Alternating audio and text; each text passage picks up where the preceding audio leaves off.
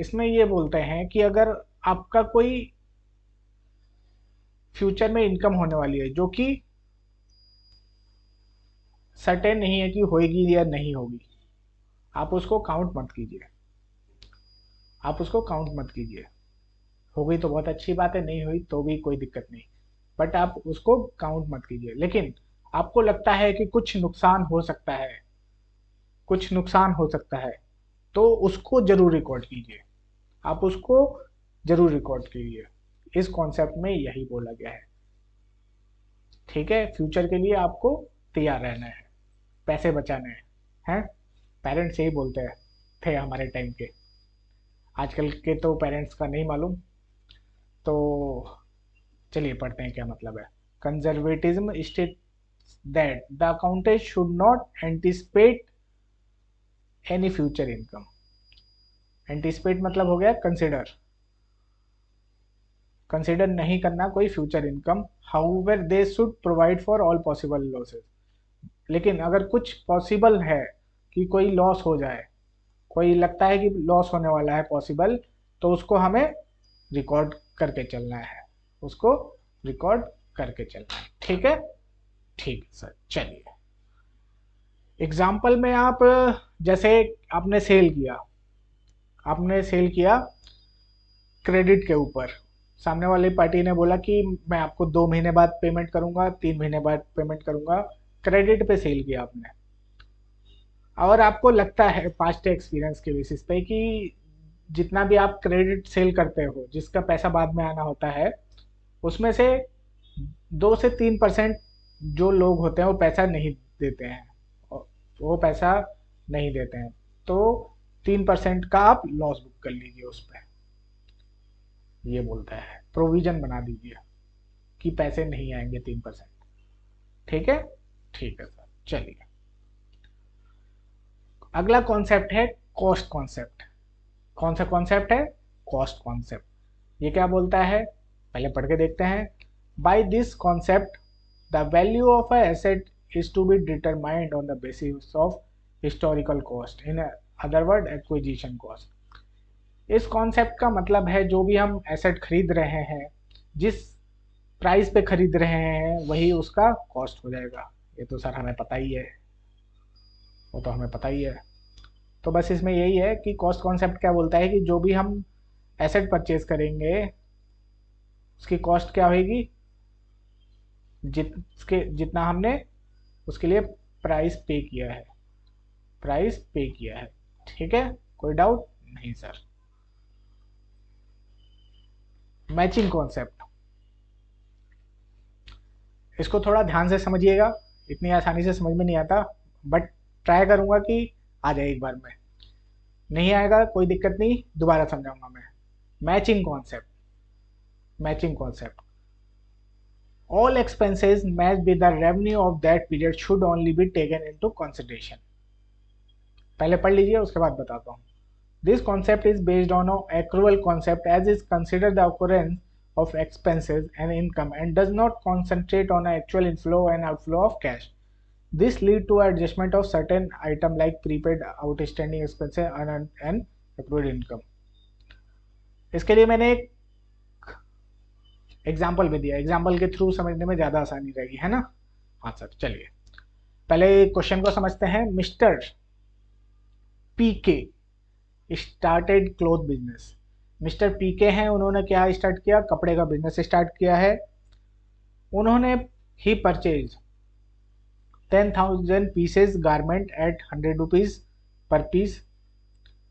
उन्होंने 10,000 पीसेज खरीदे कपड़ों के 100 रुपये पर पीस के हिसाब से, and sold 8,000 pieces at the rate 150 per piece during the accounting period of 12 months. और उसमें से 8,000 पीसेज सोल्ड कर दिए 150 के हिसाब से, 150 के हिसाब से। ठीक है, बिल्कुल सर। पूरे 12 महीने में ये जो बातें चल रही है परचेज और सेल की, पूरे 12 महीने की चल रही है, 1 जनवरी से 31 दिसंबर। ही पेड रेंट, सॉरी ही पेड शॉप रेंट। उसने क्या किया है, मिस्टर पीके ने शॉप का रेंट दिया है, जिसका रेंट क्या है, मंथली रेंट 3,000 रुपये, 11 महीने का रेंट पे कर दिया भाई। ठीक है, 11 महीने का रेंट 3,000 के हिसाब से पे कर दिया है। And paid 8 lakh to the supplier of a garment. और 8 लाख रुपए जो गारमेंट खरीद के लेके आया था उसको दे दिए हैं। और 10 लाख रुपए मिल चुके हैं इसको, जिसको इसने सेल किया कस्टमर से। अब हमें इसमें निकालना है कि एक्चुअल में प्रॉफिट क्या हुआ है, इसमें एक्चुअल में प्रॉफिट क्या होगा। चलिए समझते हैं। परचेज, कितना परचेज किया हाँ जी हमने सर? 10,000 पीसेस, 100 के हिसाब से कितना हो गया बताइए?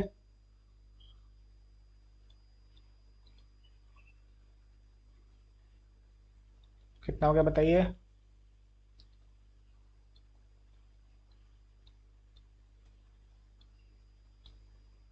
10 लाख रुपए, 10 लाख का परचेज कर लिया, बिल्कुल सर।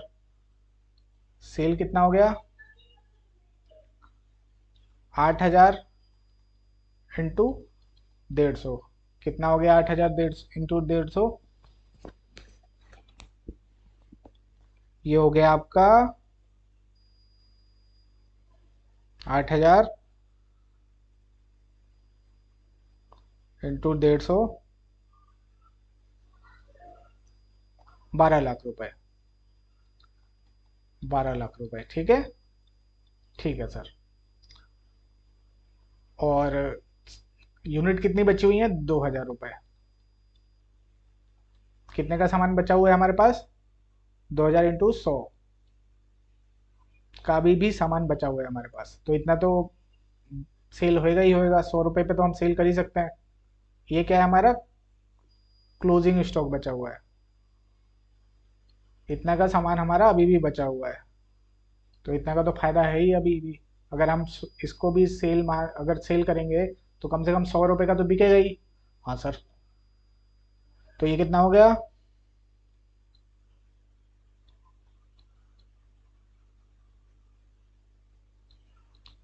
2 लाख रुपए। ठीक है। ठीक है सर। रेंट हमने कितना महीने का दिया है? 11 महीने का, 3,000 पर मंथ है। कितने महीनों के लिए? 12 महीनों के लिए, 36,000 रुपये। बट उसने 11 महीनों का ही रेंट पे किया है। 11 महीनों का ही रेंट पे किया है, 33,000। अब यहाँ पे क्वेश्चन आएगा कि हमें ये वाला लेना है या ये वाला लेना है। तो मैचिंग कॉन्सेप्ट में हमें यही देखना है, मैचिंग कॉन्सेप्ट में हमें यही देखना है कि उस पीरियड के जो भी एक्सपेंसेस हैं उसकी रेवेन्यू से मैच होने चाहिए। तो मैच कब होंगे? जब हम उसको, जो हमारा 1 महीने का रेंट है तो इसी साल का, इसी रेवेन्यू से रिलेटेड है, तो इसीलिए हम इसको इसी साल में दिखाएंगे जो कि अगले साल में वो पे कर रहा है। ठीक है। 1 महीने का जो रेंट वो अगले साल पे कर रहा है तो एक्चुअल में इसी साल का, इसी जो रेवेन्यू है इसी रेवेन्यू से रिलेटेड है वो। समझ रहे हो आप? समझ रहे हो? 12 महीनों का ही रेंट है वो। तो जो 1 महीना है जो जिसका पेमेंट वो अगले साल कर रहा है, उसका जो रेंट पे किस लिए किया है? किया तो इस साल के लिए है, और इस साल के रेवेन्यू अर्न करने में उसने हेल्प करी है। इसीलिए इसीलिए हम 36,000 लेंगे रेंट। क्या लेंगे? 36,000 रेंट लेंगे। क्लियर है? हमने 11 क्यों नहीं लिया? क्योंकि जो 1 महीने का रेंट उसने अगले महीने पे किया है वो भी एक्चुअल में इसी पीरियड से रिलेटेड है, और इस साल का जो रेवेन्यू है उससे मैच हो रहा है। ठीक है। अगर ऐसा नहीं करेंगे तो हमारा जो प्रॉफिट होगा, लॉस होगा, वो सही से बन नहीं पाएगा, true and fair fair view नहीं दिखा पाएगा। एक्चुअल में हमारा कितना प्रॉफिट बनता है वो नहीं बता पाएगा। ठीक है। तो मैचिंग कॉन्सेप्ट में यही है कि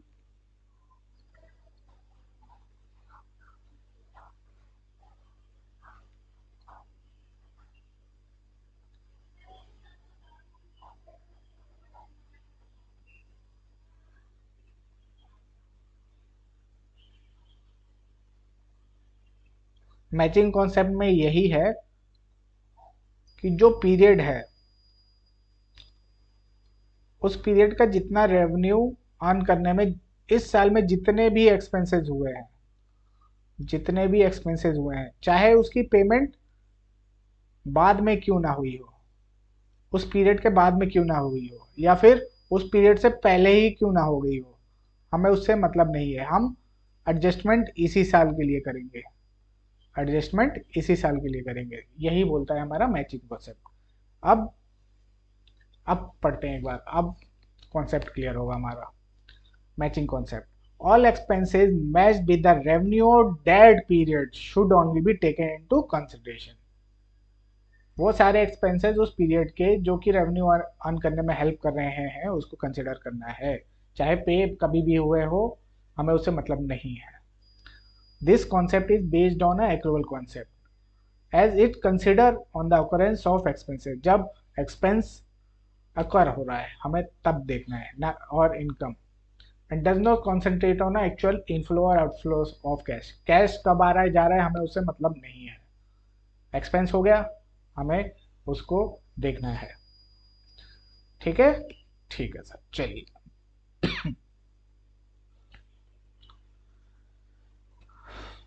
अगला कॉन्सेप्ट है डुअल एक्सेप्ट और डुअलिटी प्रिंसिपल। ये क्या बोलता है सर?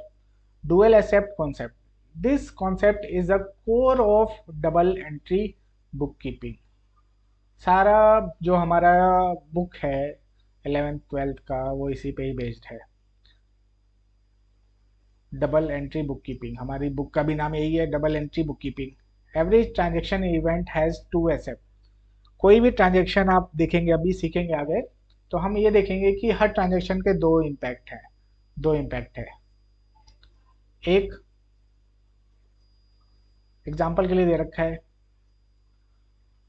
एक एसेट बढ़ाएगा तो दूसरा एसेट कम हो जाएगा। जैसे कि मान लीजिए मेरे पास कैश है 10,000 रुपये, ठीक है सर।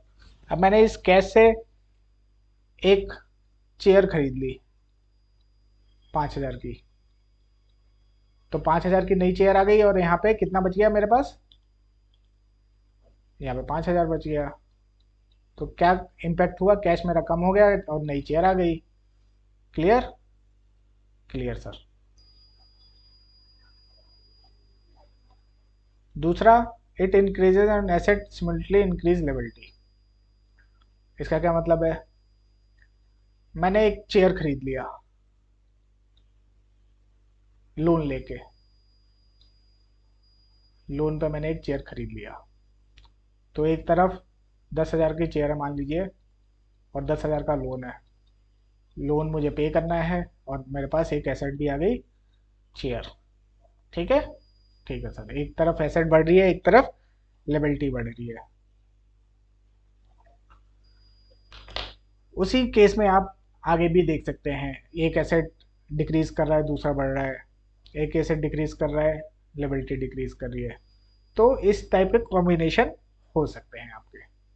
तो इसका मेन कॉन्सेप्ट यही है कि हर ट्रांजैक्शन के दो इफेक्ट होंगे। चलिए, और अगला हमारा जो कॉन्सेप्ट है और आखिरी कॉन्सेप्ट है ये है रेवेन्यू रिकॉग्निशन कॉन्सेप्ट। बहुत ही इंपॉर्टेंट कॉन्सेप्ट है ये हमारा। इसमें ये बताता है कि हमें एक्चुअल में जो हमारी इनकम है उसको कब रिकॉग्नाइज करनी चाहिए, बुक्स में कब रिकॉर्ड करनी चाहिए। चलिए अब इसको एग्जाम्पल के थ्रू समझते हैं। हम दुकान पे गए, ठीक है, दुकान पे गए और उससे सामान ले लिया, पैसे उसको वहीं दे दिया, पैसा हमने उसको वहीं दे दिया, या उसको बोला कि हम 3 महीने बाद पेमेंट करेंगे। दुकान पे गया, सामान ले लिया और सामान लेके मैं घर जा रहा हूँ और बोल दिया कि मैं पेमेंट 2 महीने बाद करूंगा। अब सामान लेके आ रहा हूँ, रास्ते में चलते चलते मैं गिर गया और वो सामान टूट गया, तो मैं क्या सेलर को अब बोल पाऊंगा जिससे मैंने सामान खरीदा है, क्या मैं उसको बोल पाऊंगा कि आपका तो सामान टूट गया रास्ते में, मैं पैसे नहीं दूंगा? नहीं बोल सकता। क्यों? क्योंकि दुकानदार की रिस्पॉन्सिबिलिटी सिर्फ दुकान तक ही थी, दुकान तक ही थी। जैसे ही सामान आपने लिया, सारी रिस्पॉन्सिबिलिटी अब आपके ऊपर आ गई है, ऑनरशिप ट्रांसफर हो गई। ठीक है, उसकी रिस्पॉन्सिबिलिटी कहाँ तक थी? जब तक वो सामान उसके हाथ में था। एक बार उसके हाथ से सामान आपके हाथ में आया, अब रिस्पॉन्सिबिलिटी आपकी है। ठीक है, ये था पहला केस। दूसरा केस समझते हैं। मैंने सेलर को बोला, मैंने जहां से सामान खरीदा उसको बोला कि घर पे पहुंचा दो सामान, घर पर पहुंचा दो और घर पे पैसे ले लेना, या 2 महीने बाद ले लेना। अब वो सामान लेके रास्ते में आ रहा था, रास्ते में गिर गया और सामान टूट गया। अब वो क्या मुझे बोल पाएगा कि मैं रास्ते में आपका सामान लेके आ रहा था और सामान टूट गया, मैं मुझे मेरे पैसे दो? नहीं बोल सकता। क्यों? उसकी रिस्पॉन्सिबिलिटी इस केस में कहां तक थी? घर पे सामान रख के जाने की थी। उसका राइट कब तक था? घर पर वो छोड़ता, उसके बाद ऑनरशिप ट्रांसफर होती। उसकी रिस्पॉन्सिबिलिटी घर लाने तक थी। तो रेवेन्यू रिकॉग्निशन कॉन्सेप्ट में यही बोलते हैं कि हमें इनकम तब रिकॉग्नाइज करनी है जब जब ऑनरशिप एसेट की ट्रांसफर हो जाए, राइट टू रिसीव हमारे पास आ जाए। ठीक है, पहले केस में दुकान के बाहर ही दुकान वाले के पास राइट आ गया, अब रास्ते में टूटे फूटे जो करे हो। दूसरे केस में उसकी रिस्पॉन्सिबिलिटी घर तक ला के देने की है, तो घर तक ला के सामान देगा। जब तक घर तक वो सामान छोड़ के नहीं जाएगा, तब तक वो इनकम रिकॉग्नाइज नहीं कर सकता। क्लियर? पहले केस में वो इनकम कब रिकॉग्नाइज कर लेगा? दुकान पे ही कर लेगा। दूसरे केस में जब वो घर पे सामान छोड़ के जाएगा, उस टाइम पे इनकम रिकॉग्नाइज करेगा अपनी बुक्स में। ठीक है? ठीक है सर। चलिए, यहां तक अगर आपको कोई डाउट है तो आप जरूर पूछिए मुझसे। मेरा व्हाट्सएप नंबर है 7631399189।